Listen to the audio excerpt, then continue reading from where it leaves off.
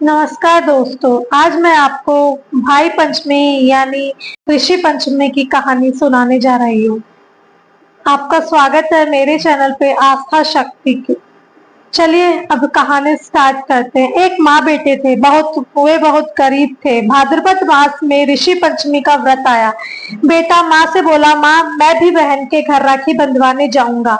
उसकी माँ ने कहा, बेटा हम बहुत गरीब है, तू बहन के घर जाकर क्या करेगा, क्या लेकर के जाएगा। बेटे ने कहा, माँ लकड़ी बेचकर जो भी धन मिलेगा उससे कुछ ले जाऊंगा।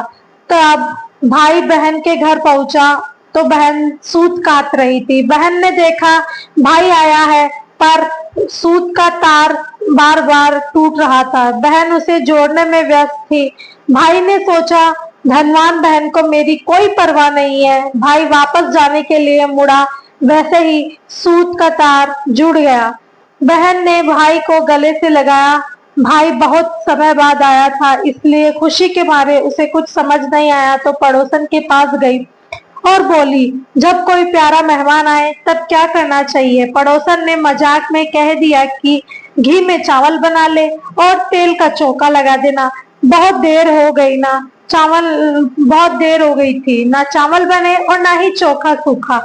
भाई ने कहा, बहन भूख लगी है। तब बहन ने पड़ोसन वाली बात बतलाई। यह सुन भाई ने कहा, बहन पानी में चावल बना और पानी में चोका लगा। तब बहन ने वैसा ही किया और बहन को भाई को प्रेम से जिमाया। बाजोट पर बिठाकर तिलक लगाकर हाथ में नारियल जिलाकर राखी बांधी।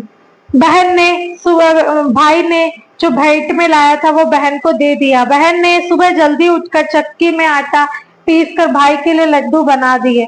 प्रातः भाई जब जाने लगा तब बहन ने जल्दी सुबह अंधेरे में बनाए हुए लड्डू भाई के साथ बांध दिए और कहा, भाई इन्हें रास्ते में खा लेना, भूख लगे तो।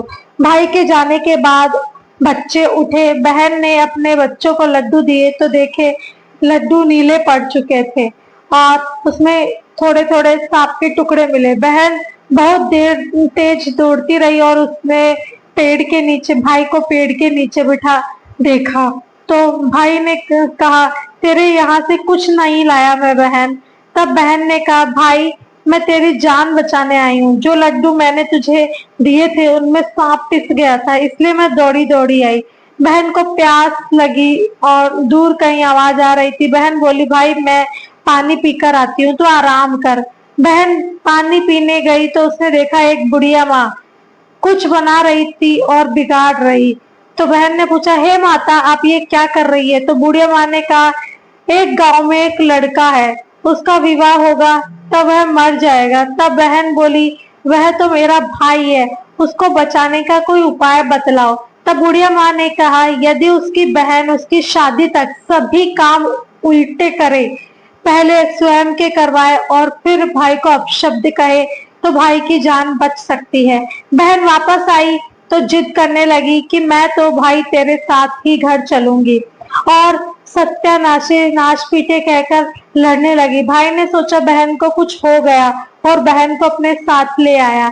बहन भाई घर आए तो भाई के लिए विवाह का रिश्ता आया। विवाह होने लगा, बारात जाने लगी तो उसने कहा, बारात में मैं भी जाऊंगी। सबने कहा औरतें बारात में नहीं जाती, पर वह नहीं मानी। तो एक बुजुर्ग समझदार व्यक्ति ने कहा, ये जिद कर रही है तो ले चलो। पहले उसकी बस सजाई, फिर भाई को बस में बिठाया। आगे जाकर एक पेड़ के नीचे बारात विश्राम करने लगी तो उसने कहा, इस पेड़ के नीचे तो मेरी बस रुकेगी। जैसे ही बस वहां हटी और पेड़ गिर गया। सबने कहा, बहन ने भाई की जान बचा ली। आज बारात आगे गई, तोरण होने लगा। बहन बोली, इस दरवाजे पर मैं तोरण मारूंगी। सबने मना किया पर वह नहीं मानी।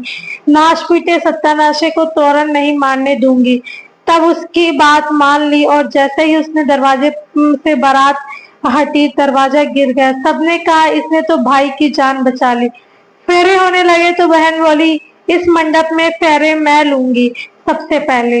जैसे ही मंडप से भाई भाभी हटे, मंडप गिर गया और सबने कहा, इसने तो फिर से भाई की जान बचा ली। खुशी खुशी फेरे संपन्न हो गए। बारात वापस घर आ गई और बहन थक कर सो गई।